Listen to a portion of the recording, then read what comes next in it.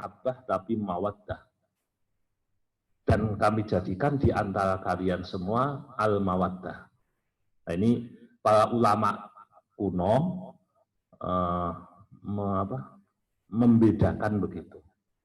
Nah, di ayat ini Allah sampaikan, kamu wahai mukmin, orang yang beriman kepada Allah, tidak akan mendapati, tidak akan ketemu orang yang betul-betul iman kepada Allah dan hari akhir, mereka mempunyai mawaddah, cinta kasih, kasih sayang, rela berkorban sampai sedemikian rupa terhadap man haddallaha, terhadap orang-orang yang melawan atau membenci atau ingkar kepada Allah dan Rasul-Nya.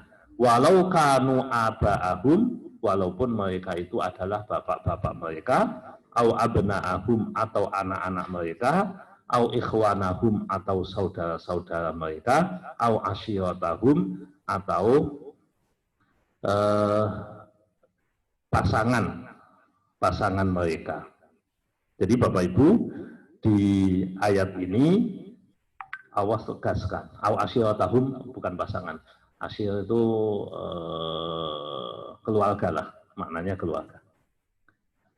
Di ayat ini ada yang mencoba mentanakutkan itu mempertanyakan tentang Quran kok tidak konsisten. Di surat Luqman. Di surat Luqman itu ada ayat yang menyebutkan wa in jahadaka ala an tusyrika bi ma laysa laka bihi ilm fala tuti'huma wa sahibhuma fid dunya ma'rufa. Dan ketika orang tuamu memaksamu untuk menyekutukan Allah tanpa ilmu, fala tuti'huma, maka jangan engkau taati mereka berdua. Wa sahibhuma fid dunya ma'rufa, dan bersohiblah atau bergaullah kalian berdua, bergaullah dengan mereka berdua dengan cara yang ma'ruf, cara yang benar. Nah, ini seakan-akan kan kontradiksi. Di surat Al-Mujadilah ayat 22 Allah sampaikan, tidak akan ditemui mukmin kok berkasih sayang kepada orang kafir meskipun bapaknya. Jadi di sini disebut tidak akan ditemui.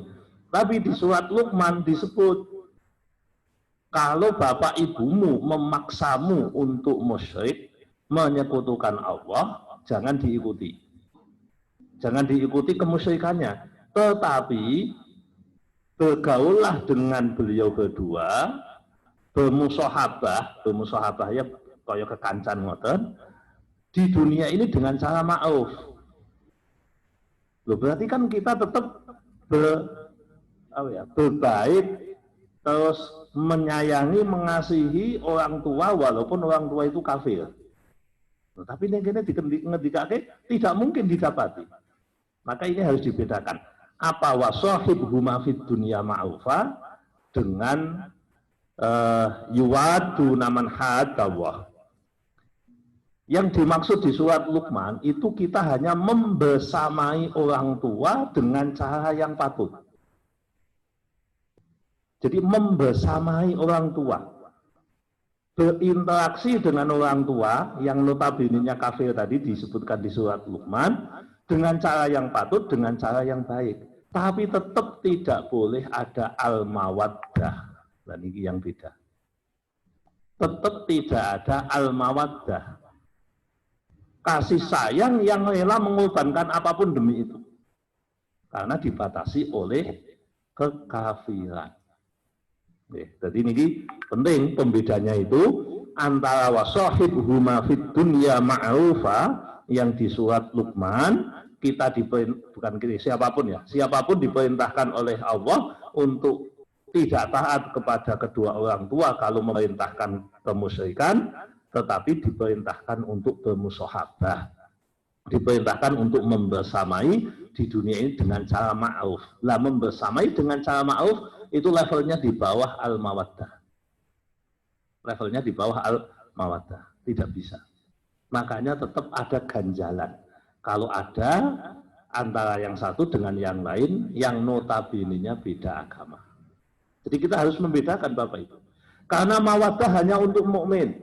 Innamal mu'minuna ikhwah. Sesungguhnya orang mukmin ini bersaudara. Kecintaan kita kepada sesama mukmin itu kecintaan yang bentuknya al-mawaddah lillahi ta'ala. Makanya Nabi pernah menyampaikan termasuk golongan yang dilindungi oleh Allah nanti di yaumil qiyamah adalah manusia yang mencintai karena Allah dan membenci karena Allah. Jadi mencintai karena Allah itu yang disebut al-mawaddah bainal mu'minin. Saling mencintai, menyayangi antar orang mukmin. Jadi tidak akan ditemukan. Ayat ini tegas jelas menyampaikan, tidak mungkin selamanya ditemukan orang mukmin kok mempunyai al-mawaddah terhadap orang kafir. Nah, dari sini dalam konteks saat ini, konteks modern, maka kita harus mengatur pola hubungan kita dengan siapapun dengan cara yang pas. Ya, jadi dengan cara yang pas. Pertama Bapak Ibu, hubungan kita dengan orang mukmin. Ya, sesama mukmin kita itu bersaudara dan kita kedepankan ukhuwah dan mawaddah, persatuan dan juga saling menyayangi. Itu nuansa ketika sama-sama mukmin. Ini polanya begitu. Dengan adanya seperti ini, harapannya yang namanya al-mawaddah kita bisa sepenanggungan, merasa seperjuangan, merasa satu tujuan, merasa satu kelompok. Jadi mukmin siapapun asalkan dia mukmin, mestinya hati kita itu mengatakan mereka itu satu kelompok dengan saya, walaupun beda organisasi massa, walaupun beda mazhab, walaupun beda majelis taklim, walaupun beda thariqah, walaupun beda partai. Nah, di dalamnya mestinya kita masukkan begitu, oh kai dulurku. Polanya begitu, sebab nek sedulur, nek bolo, nek konco, yang muncul ke permukaan adalah pembelaan dan pemakluman. Niku tanda-tanda al-mawaddah. Nek kula panjenengan kok terhadap orang mukmin lebih suka membela, terhadap orang mukmin lebih suka untuk memahami dan memaklumi, maka ada kecenderungan kita memang ideal di situ. Hati kita sudah pas. Mukmin ya memang begitu adanya. Pertama itu. Yang kedua, pola hubungan kita dengan kafir. Orang kafir ya. Termasuk ahli kitab, orang kafir, ateis dan sebagainya, tapi mereka bentuknya tidak memusuhi agama kita. Ini ada polanya Bapak Ibu. Dan mindset kita juga kita bangun. Oh, iki sapa iki? Iki wong Nasrani, iki wong Yahudi, iki wong Hindu, iki wong Buddha. Bagaimana kondisi saya? Saya harus melepas namanya al-mawaddah.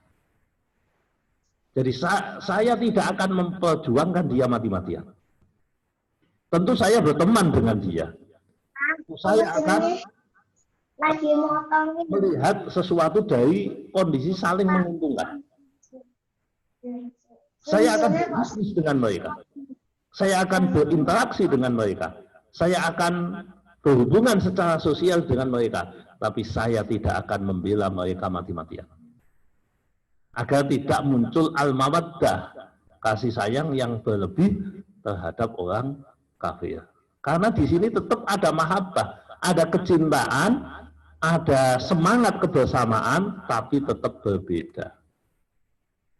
Lan iki sing mestine kula panjenengan tata di dalam hati kita. Oh iya, berarti iki wong kafir, saya punya hubungan bisnis dengan dia, saya punya hubungan teman dengan dia, saya punya hubungan dekat dengan dia, bahkan dia saudara, punya tetangga, oke. Atau dia bos saya, oke. Itu adalah hubungan sebatas Luqman, surat Luqman, fid dunya ma'rufah. Di dunia saya berbuat baik pada Anda, bukan karena Anda, tapi karena saya diperintahkan oleh Tuhan saya. Nah, ini pola yang kita lakukan. Nah, yang ketiga, Yang ketiga, ketika kita punya hubungan dengan kafir harbi yang tegas jelas nyolok moto memusuhi syariat Islam, memusuhi agama Islam, Islam sebagai agama. Dimusuhi, ceto, melawan, maka kita tidak boleh sama sekali punya, bahkan mun sewu niki cara bahasa fikih mesake wae itu. Nek cara bahasa fikih niku wonten hayawan muhtaram. Niku bahasa fikih. Hayawan muhtaram itu begini contoh. Saya mau wudhu, tapi musim kemarau. Ada air 1 liter. Nek tak gawe wudhu, kula ngeleh, saya tidak bisa minum sampai sore. Makanya saya bagaimana? Tayamum saja, airnya dibuat minum. Nah, begitu. Terus kemudian saya mau wudhu, saya punya persediaan air, cukup. 1 hari saya butuhnya 1,5 liter, saya punya 2 liter. Atau 1,5 liter, tapi saya bisa menahan diri setengah. Ada orang kafir, dia kehausan, dia minta minum, padahal mau buat wudhu. Yang setengah mau buat wudhu, yang setengah mau buat persediaan kita untuk hari ini. Yang kita lakukan apa? Wudhukah kita dengan air? Wong kafir, kita lihat.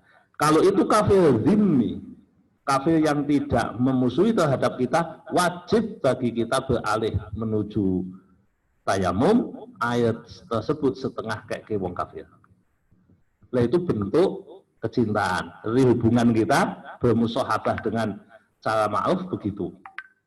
Tapi yang ketiga, kalau sekarang saya mau minum, saya mau wudhu, minum air minum hanya itu. Ada orang kafir kelaparan, meh mati, kejet-kejet, dia minta minum. Jenengan tahu betul, tahu persis bahwa kalau dia tidak dikasih minum, secara zahir mati deh. Dia menggape-gape, aku kayak minum, saya ngelak betul, nek ora kayak minum mati aku.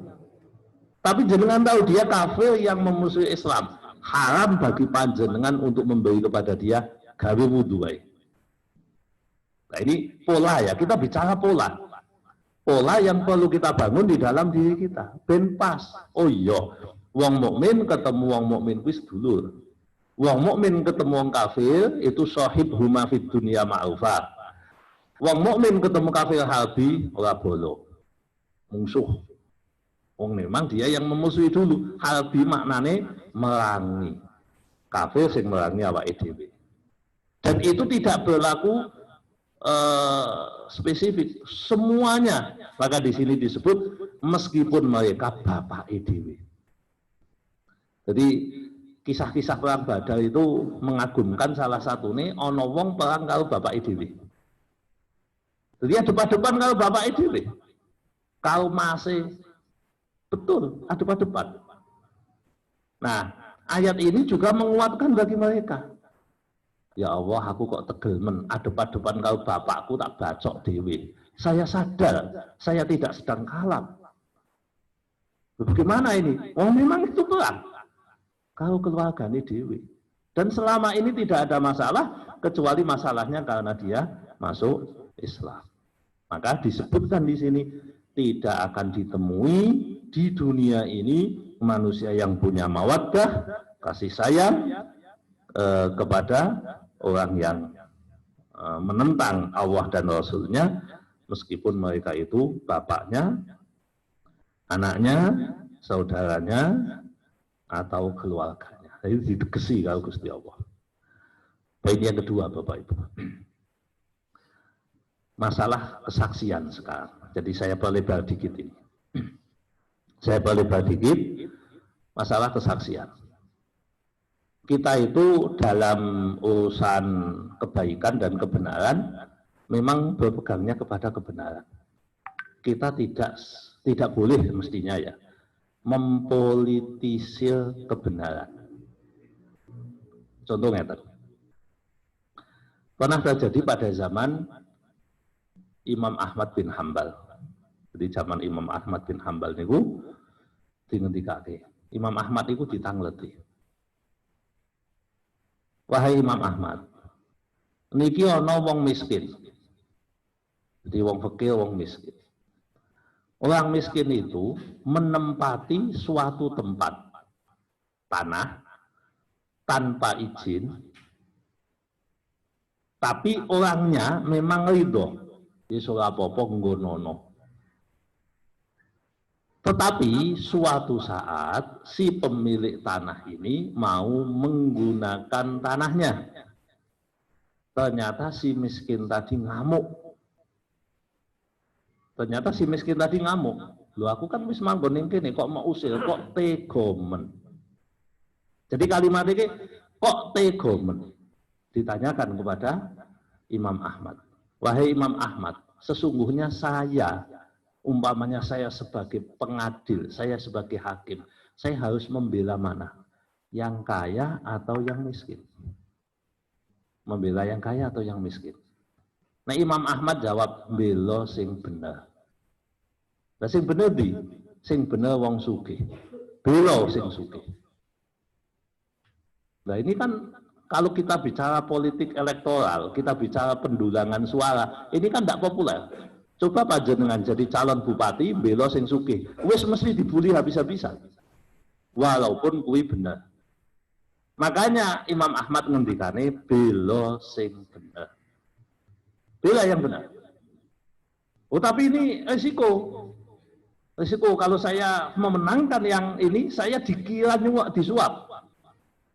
Kalau saya memenangkan ini, loh, Anda bicara benar, ya udah kalau sudah yakin benar, mau dikira macam-macam ya, monggo. Itu poin satu. Poin kedua, kita itu kan kadang korban media, korban media. Ngeten Bapak Ibu. Beberapa waktu yang lalu di televisi itu ada beberapa cerita, dan ini sering diulang-ulang. Dalam satu sisi tentu ini sebagai pembelajaran, tapi pembelajaran yang mestinya kita ambil secara utuh. Pernah panjenengan mendengar tadi pagi kalau tidak salah atau kemarin ya, saya juga mendengar di televisi. Ada anak menggugat ibunya masalah warisan. Nilainya 85 juta. Kapan itu? Tadi pagi atau kemarin? Nah, berarti jenengan nonton berita ya? Sama. Pokoknya ada. Dulu juga ada anak menggugat ibunya karena nyolong randu apa-apa itu. Itu kalau tidak salah, coklat ya kakao. Tapi intinya ada, kan begitu ada tak? Ada. Nah, kalau jenengan sebagai pendengar, kira-kira apa yang ada di benak kita? Anak durhaka? Oh iya, anak durhaka kaya ngono, ora genah. Tapi kira-kira kalau jenengan ngerti boten, sesungguhnya kasusnya seperti apa? Nggak tahu kan? Nah, berarti korban media. Enggak, kita bahwa kalau memang framingnya itu benar, berarti memang itulah kebenarannya. Tapi masalahnya kalau panjenengan membela kebenaran apa membela hawa nafsu, itu yang ingin saya tegaskan.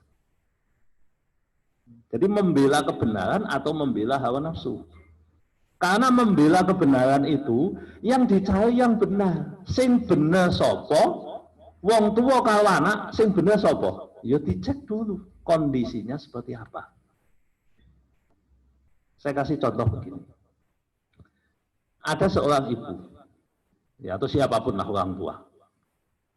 Terus kemudian dia tidak paham ilmu waris. Karena ini banyak terjadi betul. Ya. Suami meninggalkan uang 1 miliar. Terus 1 miliar itu dipek karo bojone kabeh. Dipek karo bojone kabeh. Lah anak ini ku memang pengen minta, Bu, kula niku butuh, Bu. Wong tuwa iso pejaluk warisan, bocah kurang ajar. Bisa kan begitu? Sangat bisa. Jadi bapaknya duit 1 miliar, ini contoh, beliau meninggal, meninggalkan istri dan anak-anak. Anak-anaknya termasuk wong sing ora patek duwe, butuh. Dia tahu, wah ki bapake ninggal duit akeh iki. Lah aku tak jaluk bagianku ah. Pamane ngoten. Ngomong karo mbokne, terus diunehni. Bocah kurang ajar, wong tuwa isih kowe pejaluk warisane. Ngenteni aku mati napa lho? Umpamane. Tapi dia tetap ngotot. Ngotot. Karena apa? Saya butuh. Saya butuh. Akhirnya sampailah di pengadilan. Yang benar ibunya apa anaknya? Anaknya. Karena ibunya kan hanya dapat 125 juta, tapi di publik akan melihat sing belo anake mesti dianggap materi sing dibahas. Padahal tidak begitu.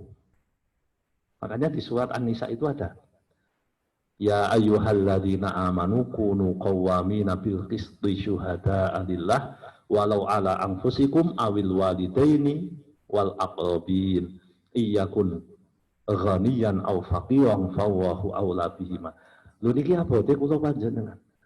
Jadi kita itu harus melihat sesuatu itu sing dibela sing bener. Kan angel Bapak Ibu. Susah. Apalagi kita sudah bawa emosi.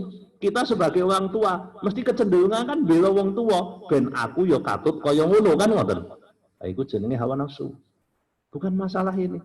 Kalau yang benar orang tua harus kita katakan, yang benar orang tua. Kalau yang benar anak, ya kita sampaikan yang benar anak. Jadi anak durhaka kepada orang tua, ya tetap salah. Tapi kalau anak meminta hak dia, itu boleh. Oh, jadi beda loh, beda. Meminta hak karena mengambil alih hak tetap tidak boleh. Siapapun dia, orang tua ngambil hak anaknya, oh tidak boleh. Lu kan enten hadis, hartane anak, hartane wong tua. Ya itu harus dimaknai tidak begitu. Itu bukan masalah hak milik. Ya, itu bukan masalah milik, itu dimaknai anak punya kewajiban kepada orang tua kalau orang tuanya memang membutuhkan, tidak mampu. Wih maksudnya, mboten harta orang tua, harta anak terus kemudian wong tua ning gone anake ana napa kulkas go bali, besok ana apa go bali. Lho bukan itu. Kacau kalau itu. Jadi kembali ke sini, jadi ada pola lah yang perlu kita bangun, hubungan kita dengan mukmin kayak apa, hubungan kita dengan kafir kayak apa, hubungan kita dengan kafir harbi kayak apa. Terus kemudian dalam melihat kebenaran, monggo kula panjenengan latihan objektif, latihan insaf. Jadi berpikir, melihat sesuatu secara proporsional dan adil. Ben ora ngebyah-uyah. Mboten ngebyah-uyah. Oh iya, sing salah aja dibela, sing bener sing dibela, walaupun ketika membela yang benar kita malah disalahkan. Oh, enggak masalah. Makanya Imam Ahmad prinsipnya ngoten, aku mbela sing menurut keyakinanku benar. Siapapun dia. Siapapun dia. Jadi walaupun itu anti mainstream, mungkin tidak populer, mungkin menjadikan nama baiknya malah jelek karena diduga jelek. Jadi wong bela bener, tapi malah namanya jadi elek. Itu kemungkinan terjadi. Berikutnya Bapak Ibu, ulaika kataba fi qulubihimul iman. Mereka itu, jadi orang yang tidak bermawaddah terhadap orang-orang yang menentang Allah dan Rasulnya, walaupun mereka bapaknya, mereka itulah yang di hatinya sudah ditancapkan oleh Allah keimanan.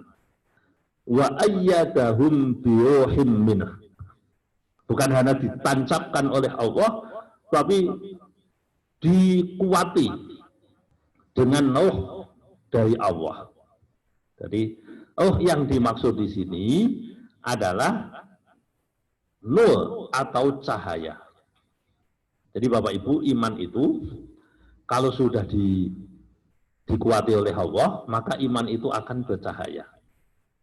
Semuanya itu akan bercahaya. Dan Allah pasti akan menyempurnakan cahaya keimanan orang yang berusaha benar. Kalau panjenengan upaya jadi benar, upaya jadi apik, meskipun belum benar 100%, belum apik 100%, tapi kalau panjenengan pun pun niat tenanan, maka jangan khawatir. Jadi wa huwallazi yutimmu nikmatahu, Allah yang akan menyempurnakan nikmatnya berupa iman ini akan ditambah terus dan akan dikuati. Jadi iman itu kalau dikuati akan di-backing oleh Allah, iman-iman orang tersebut menjadi lebih kokoh. Makanya kan mungkin saya juga pernah menyampaikan di sini, walaupun sudah bertahun-tahun yang lalu, kita ngaji itu tujuannya apa toh? Kan banyak. Utamanya apa utamanya? Jadi di antara sekian tujuan, ada thalabul ilmi, golek ganjaran, ya untuk bersama-sama menghadiri majelis dzikir dan seterusnya. Ini kan banyak keutamaan-keutamaan. Tapi di antara itu yang paling dominan itu apa? Nah, kalau tidak salah dulu saya pernah menyampaikan, ini adalah dalam rangka merawat dan menumbuhkan keimanan. Jadi iman yang sudah ada ini, kita rawat, kita kembangkan, kita disirami, kita kasih pupuk dengan metode, dengan cara menghadiri majelis dzikir dan majelis ilmu. Karena majelis yang ada ini adalah bagian dari majelis dzikir atau majelis ilmu. Dan kita akan didoakan para malaikat, kita akan disenangi oleh Allah, dibanggakan oleh Allah. Jadi kalau panjenengan nyebut Allah di hadapan umum, Allah akan menyebut nama kita di hadapan umum, di hadapan para malaikat. Nah, inilah cara merawat dan menumbuhkan keimanan. Nek cara ayat ini wa ayyadahum bi ruhim minhu. Jadi imane sing pun mancep ning ngene ati niku dikuati. Tambah kuat, tambah kuat, tambah kuat. Terus sampai kapan? Hatta ya'tiyakal yaqin, sampai datang kematian. Sampai datang kematian. Nah, nanti kalau sudah mati, iman kita kan statis karena tidak nambah kan orang mati. Ya udah, imannya sampai di situ, itu yang akan menjadi bekal kita di akhirat nanti. Tapi paling tidak kita menyadari, oh iya. Jadi kita itu sedang merawat iman, mengembangkan. Itu poin utamanya. Poin utama. Jadi di antara sekian tujuan yang paling dominan adalah kita merawat keimanan kita. Menumbuhkan iman menjadi yakin itu juga bisa melewati menggunakan cara kita menghadiri majelis-majelis ilmu. Wa ayyadahum bi ruhim minhu, Allah menguatkan iman itu dengan dari yang di sini itu bukan yang ada di dalam diri kita, tetapi ini adalah keimanan yang memang diperuntukkan bagi orang-orang yang model tadi disebutkan. Nah, kalau sudah itu Bapak Ibu, orang yang digambarkan seperti ini, yudkhiluhum jannatin tajri min tahtihal anhar khalidina fiha radhiyallahu anhum wa radu anhu. Mereka itu akan dimasukkan ke surga-surga. Para ulama menyebut menggunakan kalimat jannat itu berarti satu orang itu jangan dikira surganya satu. Surganya bisa 2, bisa 3, bisa 4, bisa 7, bisa 10. Mulane kan enten surga dengan berbagai macam bentuk. Dan namanya pun kan klasternya beda-beda. Ada surga Aden, ada surga Firdaus, ada surga Ma'wa, Jannatul Ma'wa, ada Darul Muqamah, dan sebagainya. Itu kan bentuk-bentuk klaster yang ada di surga. Nah, orang-orang seperti yang digambarkan tadi, itu dimasukkan ke jannat, pakai jamak. Mereka dimasukkan ke dalam surga-surga. Bukan hanya surga, bukan jannah. Kalau jannah itu maknanya surga satu, tapi kalau jannat maknanya surga-surga. Jadi kalau panjenengan tergantung ngamali. Ahli poso dilebokke surga lewat pintu poso. Berarti kalau jenengan duwe kapling ning kono. Kalau panjenengan ahli sedekah yo duwe niku. Kalau panjenengan ahli sabar yo duwe panggonan ning kono. Kalau panjenengan ahli syukur yo duwe ning kono. Nek komplit berarti kan kathah. Makanya ada istilah masuklah surga dari manapun kamu mau. Itu karena memang punya semua. Kuncinya punya semua. Kuncinya punya semua. Ini namanya jannat. surga yang banyak. Tajri min tahtihal anhal khalidina fiha. Surga itu selamanya. Ahlu sunnah wal jamaah meyakini bahwa surga dan neraka itu selamanya. Pernah ada di Salatiga itu diskusi mengenai bahwa surga itu tidak selamanya. Jadi alasannya sederhana, karena surga bukan makhluk. Yang bukan surga itu makhluk. Yang namanya makhluk pasti binasa. Lu nek binasa berarti tidak selamanya. Logis tuh. Kan ada ayat Quran, kullu man 'alaiha fan wa yabqa wajhu rabbika dzul jalali wal ikram. Setiap yang ada di muka bumi ini pasti akan binasa kecuali Allah. Lah terus kuwi ge nafsirke, oh berarti surga niku selamanya ada batas waktunya. Berarti ada limitnya surga itu. Tapi ulama ahlu sunnah wal jamaah menyebut mboten, surga itu selamanya. Lah masalah tadi disebut ini pengecualian. Ada kok yang selamanya, roh manusia itu selamanya tidak akan binasa, walaupun dia bukan Tuhan, walaupun dia makhluk. Karena makhluk kalau dikehendaki Allah menjadi selamanya, ya jadi saklawase. Jadi meskipun itu makhluk, kita tahu Allah itu punya sifat qadim, ya, al-qadim, al-awwal, al-akhir, yang maha pertama dan maha terakhir. Artinya memang tidak berpermulaan. Nek surga berpermulaan, tapi seandainya surga tidak diakhiri dengan dimensi waktu, lebih terserah Gusti Allah. Terserah Gusti Allah. Ya monggo nek Gusti Allah memang ngersake khalidina fiha itu selamanya tanpa batas akhir, ya tidak apa-apa. Tapi yang jelas dia pasti bukan tanpa batas awal, mesti ada batas awal. Dan menungso kan tidak bisa mengukur dimensi hanya dengan dimensi yang dia pahami dari dunia.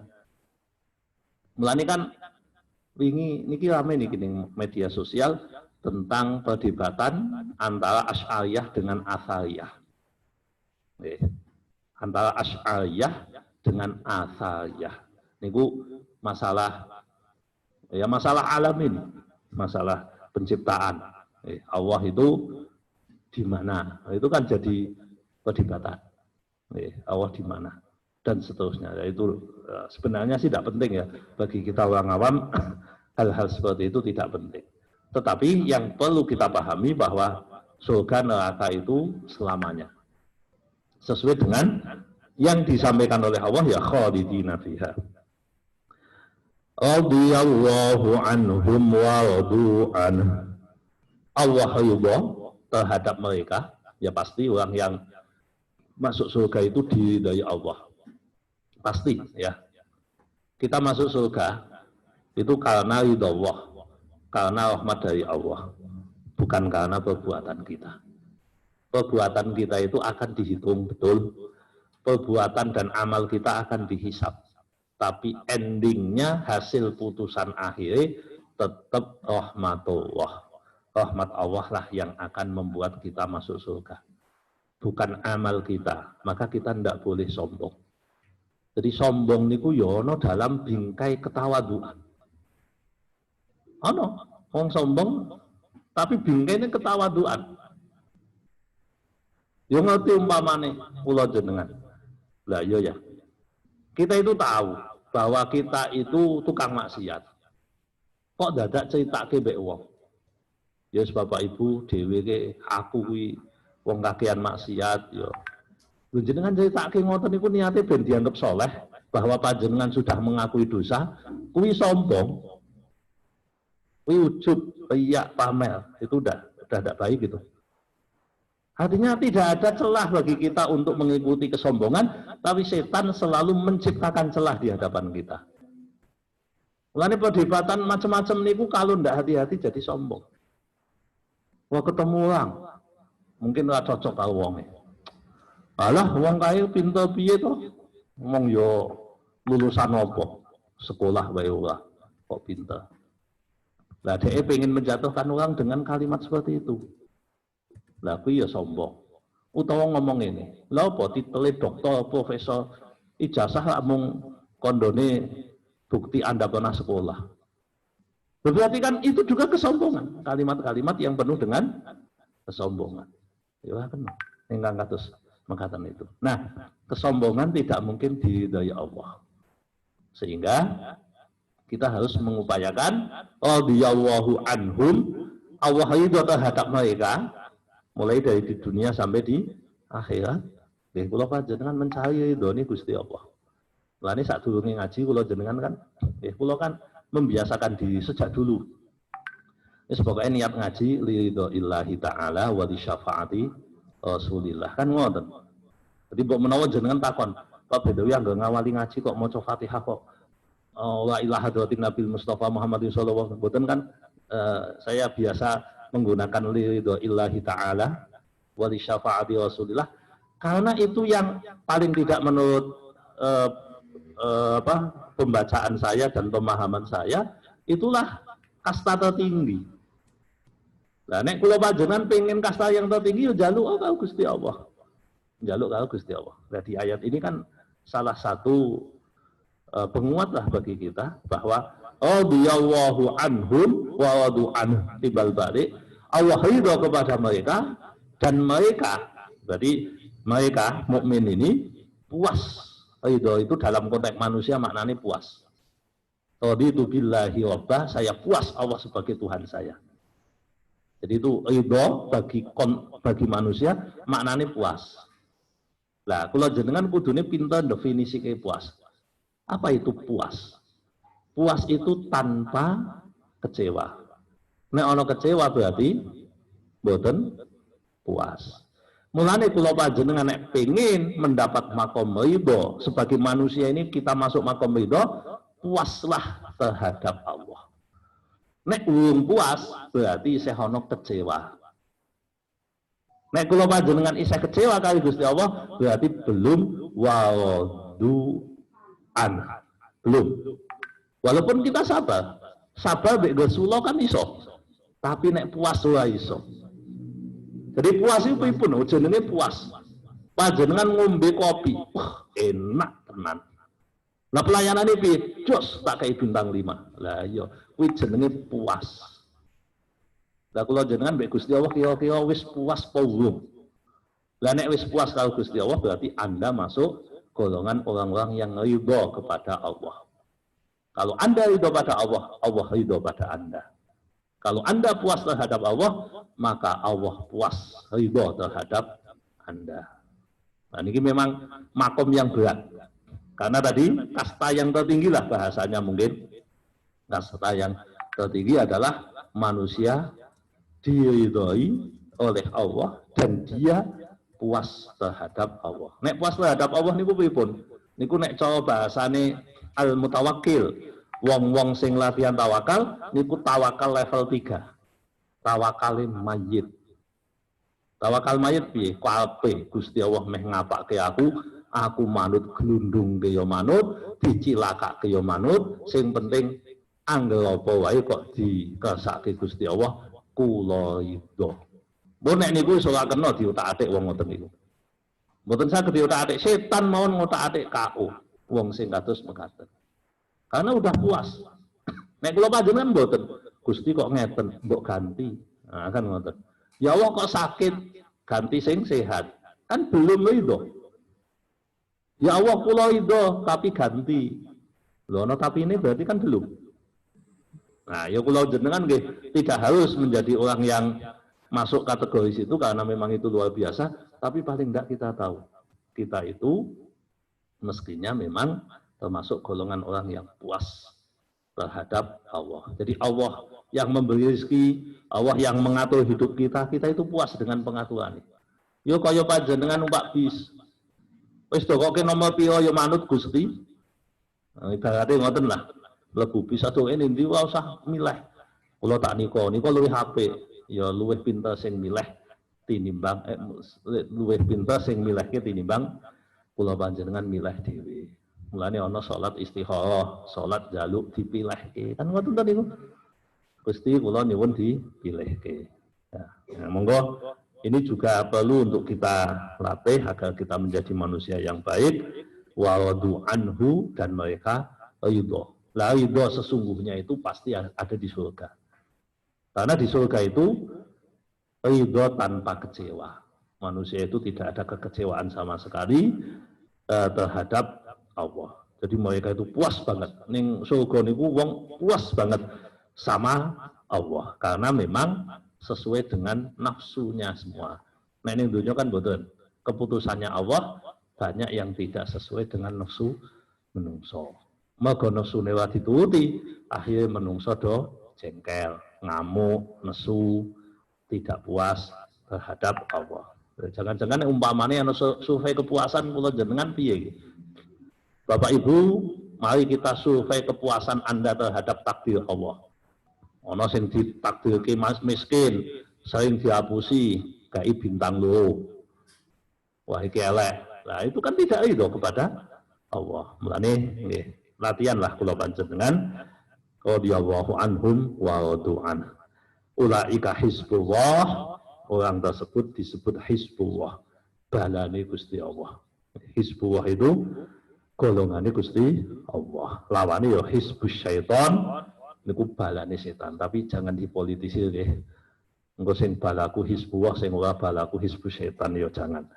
Ini hizbullah dan hizbus syaitan itu yang menentukan Allah. Aturannya menggunakan prinsip-prinsip aturan syariat. Mboten sak penake dhewe, dumeh balane disebut hizbullah, dumeh bolone dumeh musuhe terus disebut hizbus syaitan. Itu namanya mempolitisasi ayat.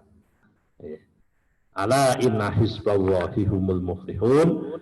Ingat wahai manusia, sesungguhnya golongan Gusti Allah hizbullah niki termasuk orang-orang yang muflih, orang-orang yang beruntung. Mekaten Bapak Ibu ingkang saged kula aturaken mugi-mugi manfaat. Kirang langkung nyuwun pangapunten. Monggo menawi enten pertanyaan dipersilahkan. Matur nuwun.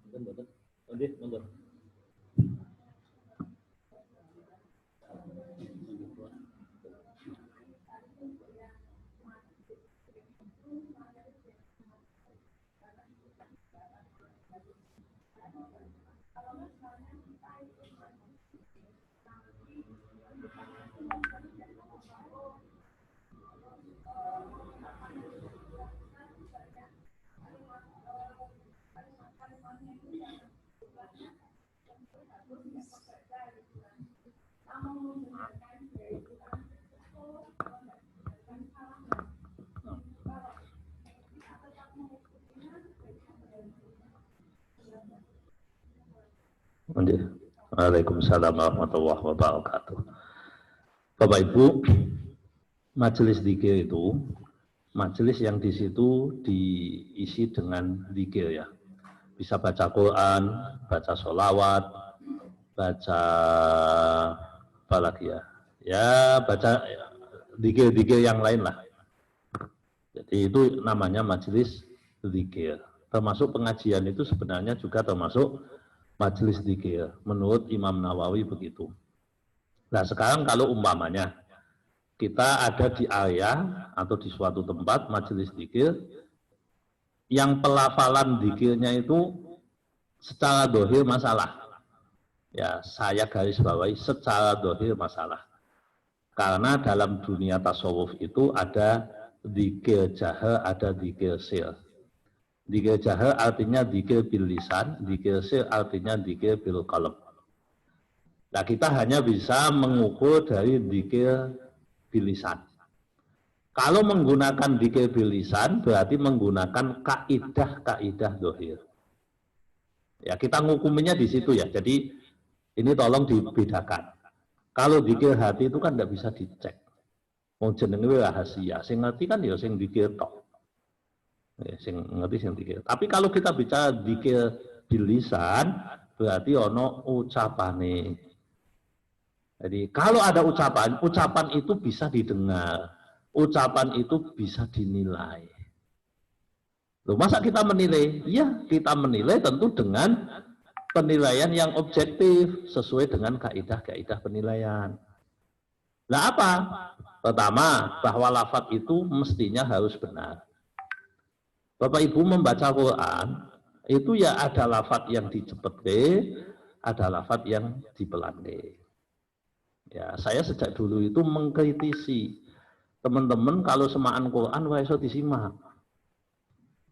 Ya, dulu itu pertama kula niku bangga mengikut nyemak. Waktu itu saya masih kecil, masih usia MI. Ya, sekitar mungkin 10-11 tahun lah. Melu nyimak niku pojokan ini soto. Jadi simaan Quran itu 30 juz 3 jam. Lah orang mengatakan kuwi jenenge wong jos hebat, wong iso ngebut kaya ngono. Tapi setelah saya paham, terus berapa kali ketemu, terus kula matur, lehmu maca donge lengkap apa ora to? Aja-aja dilempit tok. Mun sakniki ngeten, jenengan maca Fatihah paling buantel sak pira. Sebab sampean dudu wali lho ya. Wong saya kenal kan berarti bukan wali. Artinya ya sak level lah kira-kira. Nek sak level kan wani kritik kan begitu. Jadi sampean membaca seperti ini piye? Wong aku apal lho iso nyemak apa meneh sing ora apal. Ngene lho Kang. Kapan-kapan direkam bacaane, terus engko dialonke. Kan bisa toh rekaman kan bisa dipelankan toh itu. Jadi kalimatmu ki lengkap apa ora? Nek ora lengkap, nggih nuwun sewu sampean ya kudu ngowahi.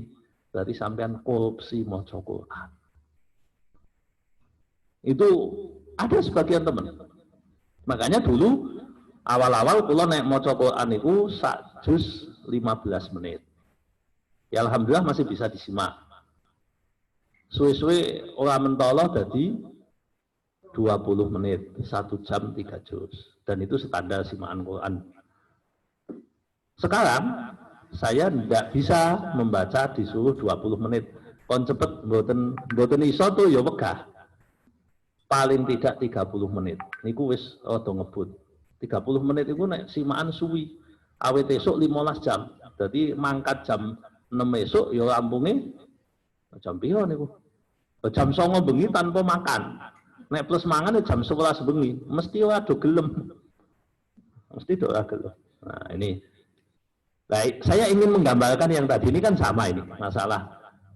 Kalau memang bacaannya tidak bisa dinilai dengan aturan bacaan yang bisa, yang benar, ya niku salah menurut bahasa, menurut kalimatnya salah.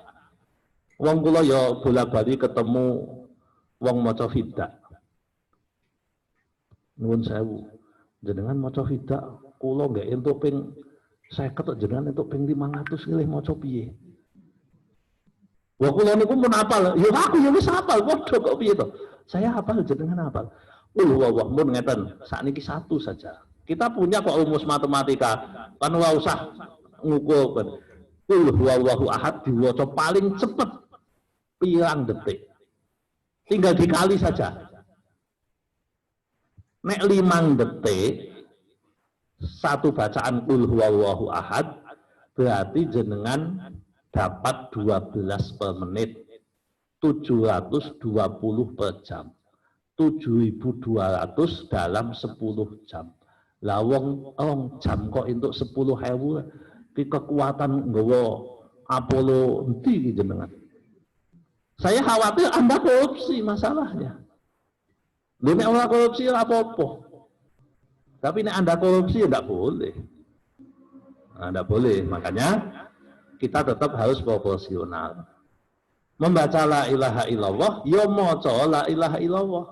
Tapi kalau jenengan mau menggunakan dzikir bil qalb, ya ora diwaca, ya ora apa-apa wong nganggo ati. Tapi kalau jenengan mau dzikir bil lisan, ya dzikirlah dengan lisan Anda. Ben malaikat leh nyatet ya cetha. Malaikate bingung tak ungok-ungokke iki.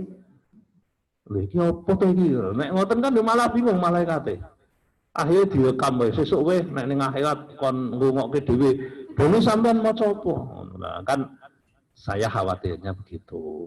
Tapi kalau dzikir bil qalb ya tidak bisa dihitung ya, tidak bisa diukur. Yang saya bahas sekali lagi ini adalah dzikir bil lisan. Dzikir bil lisan. Ya karena saya sering ketemu maca selawat naliyah ping 4.444. Kula melu. Kula entuk 10 kancane entuk 40 lho kok sithik dhewe. Lho piye to? Jebule leh ngitung mlumpat pas bae. Oh lah ya pantes. Nggak entuk setengah wis diitung siji. Nglampung wis diitung meneh. Sampeyan ora kuat kuwi. Dadi hitunganmu ora mandi, pantes ora patek mandi wong ngitungmu korupsi kok. Nah, jadi kula panjenengan dzikir apapun ya, saya tidak menyebut 1 2, tapi dzikir apapun selagi sekali lagi memang niatnya bil lisan, maka lisankanlah dengan cara yang benar. Mbah kuwi maca Quran, mbah kuwi maca apa silahkan. Kita menganut prinsip hitungan tidak masalah.